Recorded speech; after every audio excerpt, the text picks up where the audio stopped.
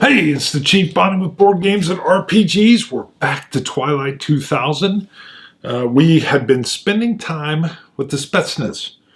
Now, I've had some comments come in. Some said, hey, I thought this was about the Orphans, and it was supposed to be. But I think here's what happens, or happened. I think all of these disparate units are Orphans. The Russians, there's 3 of them, and they've got their little commo guys, but they feel adrift. We have definitely the soldiers, Major McGiffin's crew that was kind of left holding the supply areas, everybody bugged out, Orphans. Krieg, and he was a contractor, orphan. And then we have the real orphans, Casimir and Eddick.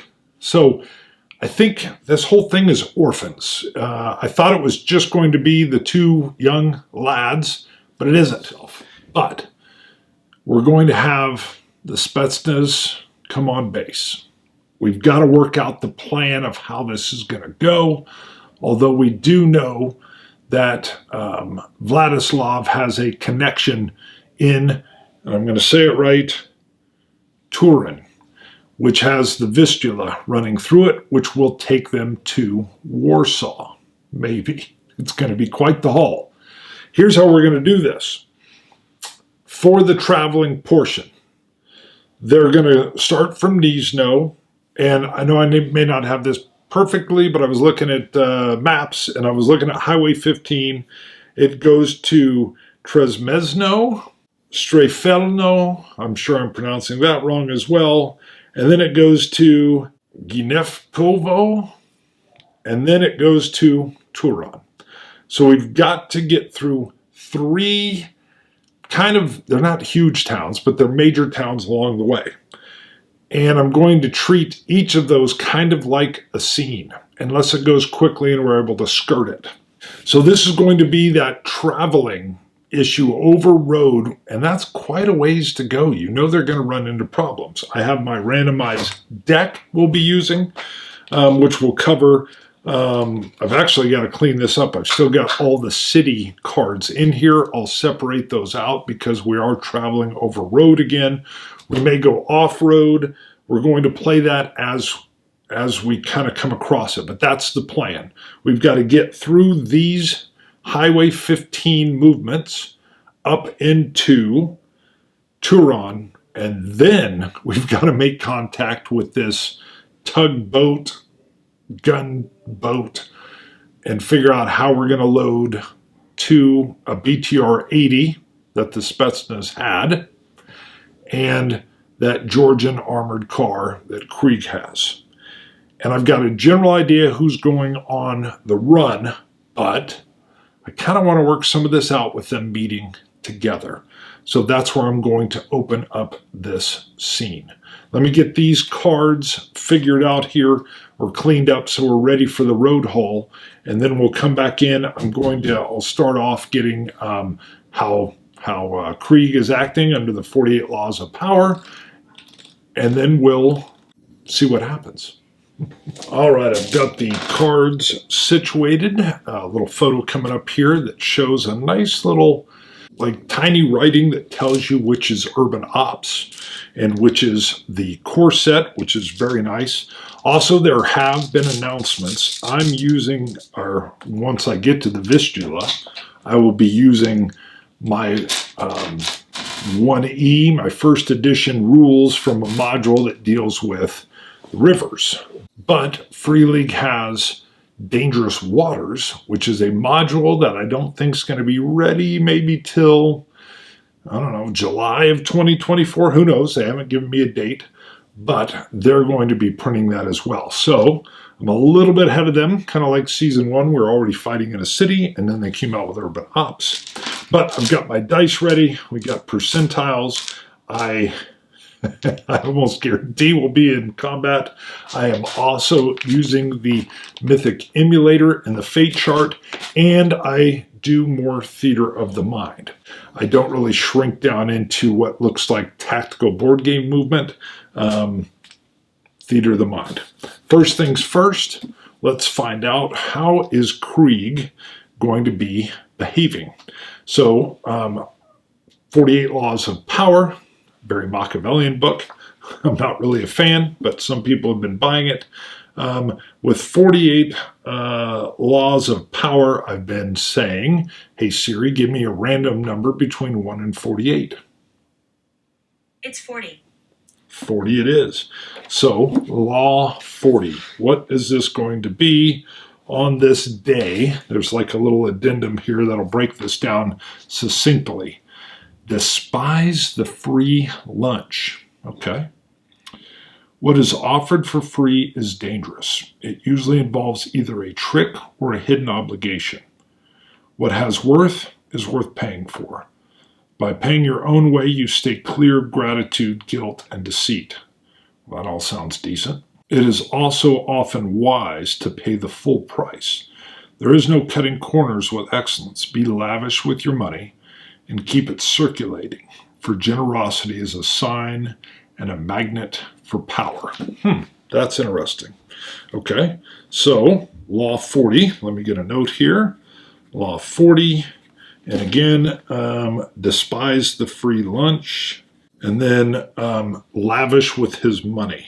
Now what's interesting here, it's not just Krieg, it's Major McGiffin. He had some contractor stuff, so I'm guessing there'll be no issue with, getting food for both Spetsnaz. He's going to be lavish with whatever they need to kit out for this drive up to the Vistula. Okay. All right. So I think, again, as we open, I think Vladislav would, again, approach on foot. The gate is still very cautious. They were in that heck of that battle in season 1. So Vladislav walks up, again, fairly relaxed. We know in past approaches to the gate, there was a sniper covering, which we now know is Afanya. But he walks up to the gate. This time he asks for First Sergeant Wilson. He's always wanted the main, McGiffin or Krieg before. This time he wants First Sergeant Wilson. I like it. I think there's no problem with that at all. The troops are always going to be in contact with their First Sergeant. So after just whatever amount of time it takes First Sergeant to get up there, Vladislav explains to him, we're about ready to go on our little adventure. I wanted to come up on foot before my BTR-80 just rolled up in front of your men. I think First Sergeant says, well, you're not dumb.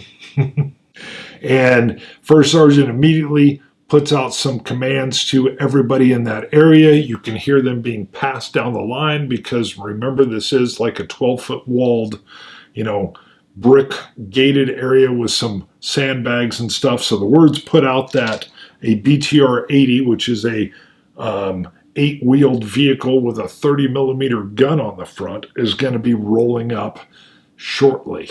And you definitely want the troops aware. I think with the word getting out, I don't need to roll for any kind of randomness or anything. I am curious, though, would there be anything to this scene? Would there be anything that alters this scene? I don't think we're going to have friendly fire or anything, but you never know. And let's get the dice into the game here. So chaos factor is 5. Everything's been going fine. We have an 8. An 8 means that no, the expected scene happens. Had it been 5 or less, we could have had an altered or an interrupted scene. So I think, again, he raises an arm and comes back down. And in the distance, you hear a diesel engine fire up. And it's got that rumbling noise, and within a minute or so, here comes a very intimidating BTR-80 with a 30 millimeter gun in a little turret. The gates are opened, and Krieg stays on foot with First Sergeant as they walk this vehicle in. I'll throw up a shot of the map of the base here. You have the main hospital, which is where Krieg's set up, and then in between it and what I've been calling the cafeteria and the armory And a mechanical area is some parking space, and that BTR 80 rolls into there. I think this brings out a lot of looky-loos. The men have been depleted, but not terribly so. And there's some better fortifications that have happened. And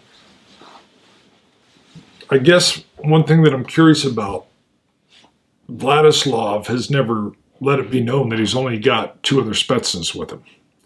I'm not sure he would play his cards that this is all he has. I think he says, hey, why don't we go drink some more Krieg's nice whiskey, and we can hatch a plan. First Sergeant says, well, that's not up for me. I think I'll be staying right here on base. I'm getting too old for road trips. And I think one of the marauders that works for Krieg takes Vladislav in. They go meet. McGiffin's there. So in this meeting, you have Major McGiffin, who's the Army commander, the officer that First Sergeant Wilson works for. You've got Vladislav. The engine shuts down. They haven't seen Fanya or Luca yet, but I would imagine they pop, a door and kind of pop out and hang out and just watch, which again would draw a lot of attention. I'm picturing these guys are definitely wearing that white and blue Spetsnaz t-shirt that's clearly visible underneath. Luca is fairly imposing. He's a stout, strong fella. And of course, we know Afanya is the sniper. I picture him wiry and kind of thin and sniper-like? I don't know. Up they go. We know that there is lavish treatment. So right off the bat, I'm going to have that Krieg is breaking out some, he likes bourbon. So maybe he's breaking out a little Garrison Brothers. Hello, this has got a little award thing on the back of it. Very good whiskey from Texas, but he's breaking out some bourbon. We also know that he likes wild turkey. So maybe he's got some of that. Who knows? But he's bringing it out. I think there's some fresh food from maybe town that is there. They sit down, and I think Major McGiffin's already noticed you only got 2 other Spetsnaz with you. So that leads us right to the question. I think I'm going to go with unlikely that Vladislav's going to be completely honest with him and just say, yeah, that's all I got. I think he'll play it up in some other way, but 35% chance. Maybe just puts his cards on the table. And, 8. Wow. So, 8 is not quite a strong yes. That would have had to be 7 or less, but he's honest. So, interesting. There's no lies here. He says, it's been a rough road. I think he says, I know where some other Spetsnaz may be hanging about, but for me and mine, it's Afanya, Luca, and myself. Plenty where we're headed. Okay, so bold.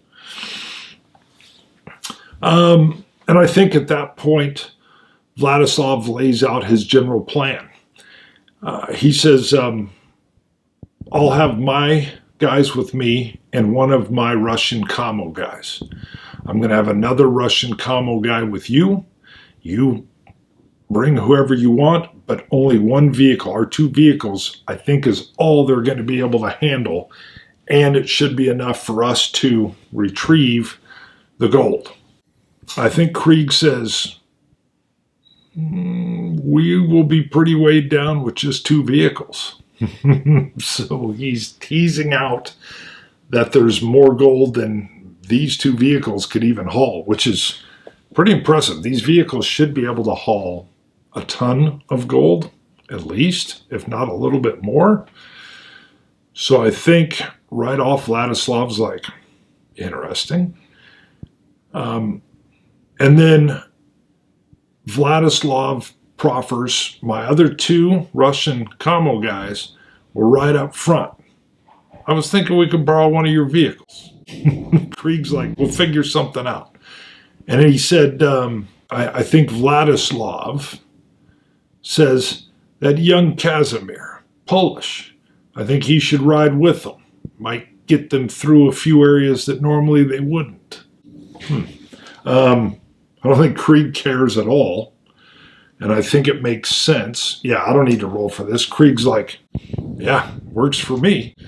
Krieg could care less about Casimir. And it actually does make sense to have someone who speaks Polish, in this case a 16-year-old Polish kid named Casimir, riding with a couple Russians. I don't think they would give up a Humvee, however. But who knows? I guess we'll figure that out. Well, that'll roll for. A Humvee wouldn't be too bad. You could get your armored. They do have an armored Humvee. You got the 50. And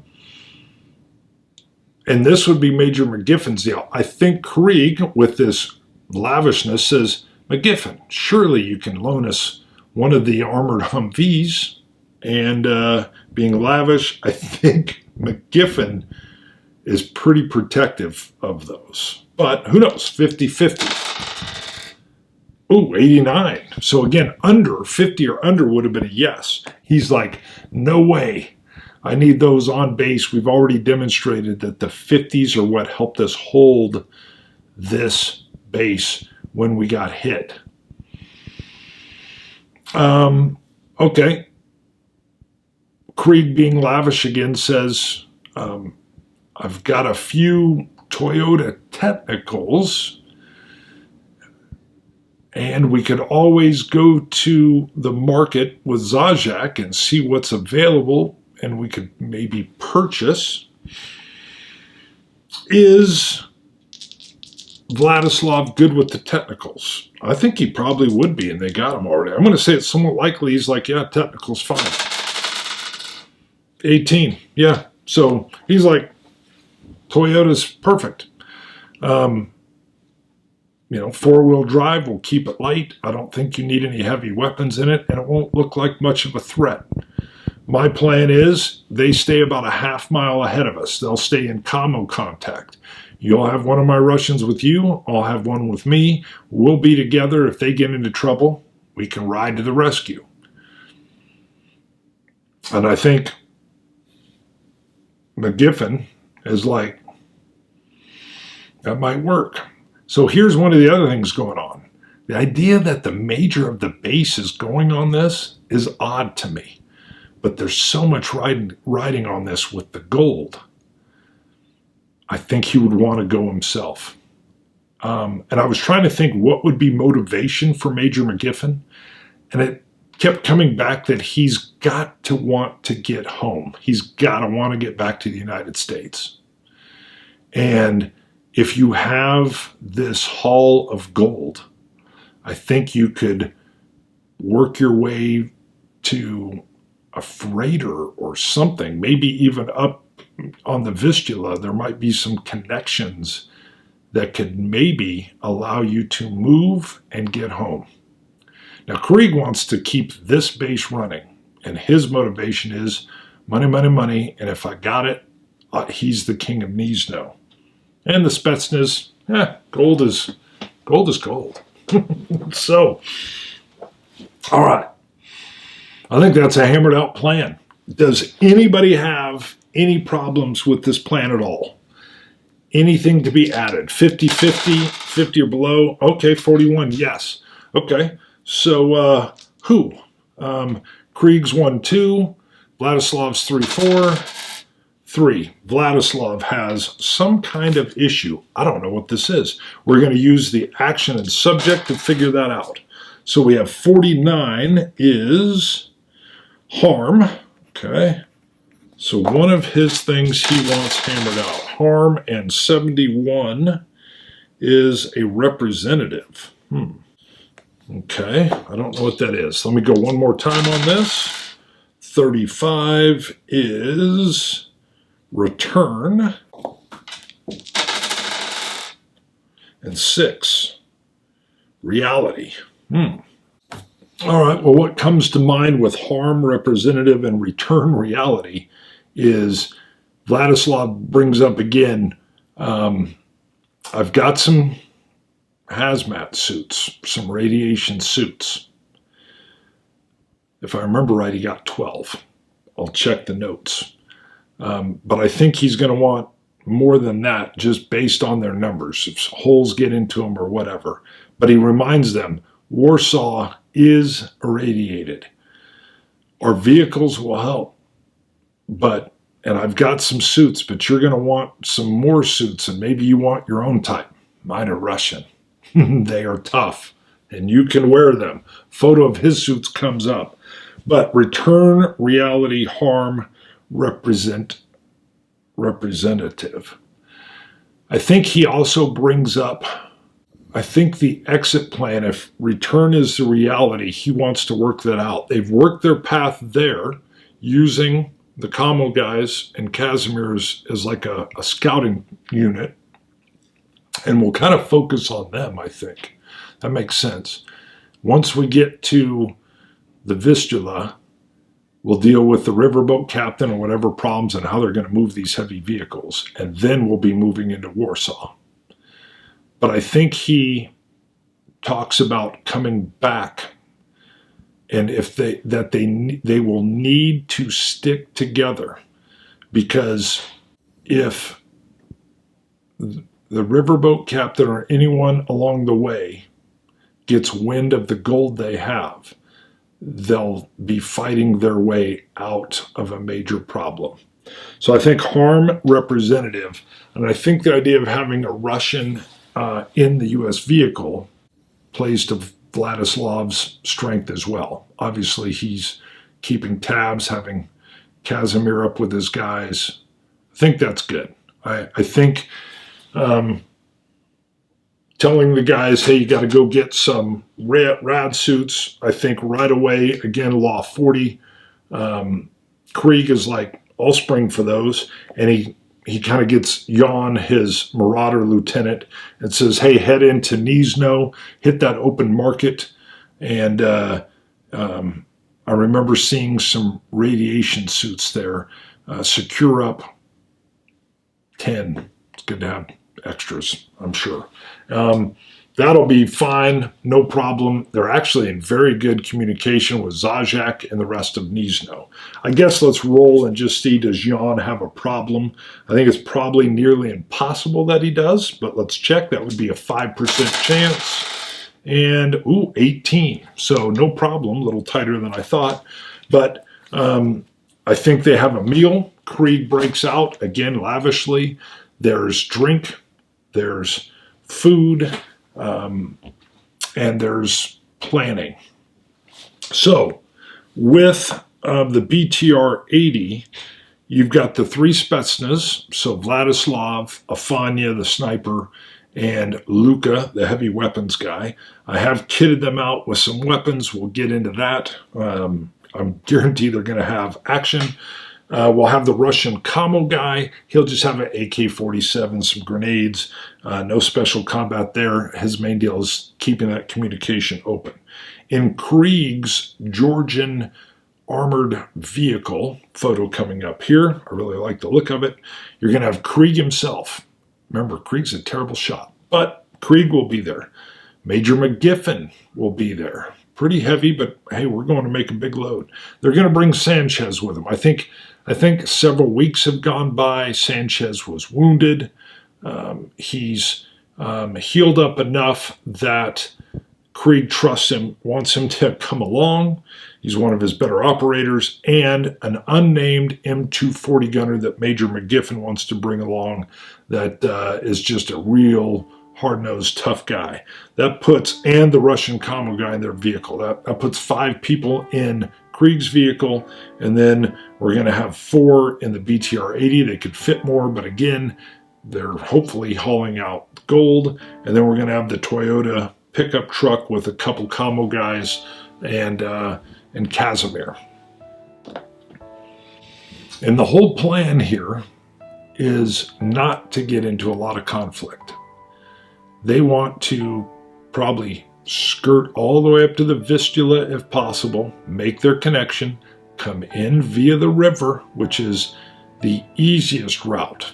Vladislav said there would be no way they would get through all of the land in between them and Warsaw, but coming along the river in a heavily armed tugboat, yes. And then Krieg's supposed to know the location where the gold is. Get it, load it. They've all got to trust each other. I would think you're going to need that many hands just to load the stuff up. And if you got gold bars, who needs to steal from anybody else that's with you? But then they got to get back. And this season will be over, either when they're all dead, they're scattered to the wind because something terribly went wrong, or they've gotten their gold and returned to base. We're going to end this episode here. That is what's in our future, and we'll see how it runs.